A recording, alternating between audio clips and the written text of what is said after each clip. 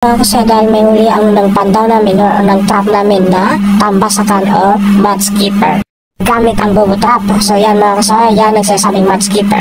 Papaki-comment kung anong tawag niya sa inyo.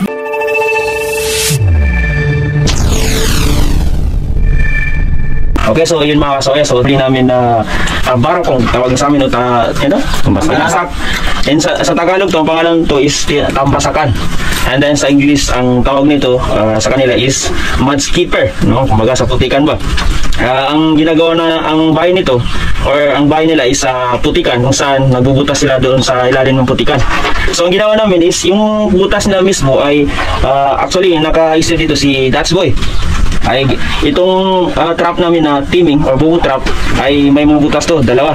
And then yung butas ng itong tambasakan or mudskipper ay nilagay namin yung butas mismo ng trap na to doon mismo sa labasan ng butas ng mudskipper. Kung saan paglabas niya is papasok siya dito sa butas ng trap na to. And then once na pumasok ito sa butas ng trap, mahirap na makalabas itong mudskipper na to. Kaya yun, na-trap namin, no? Na-trap ni Daxway at saka si Zero itong mudskipper. Tara na, i-phone trip na natin ito mga kasoya.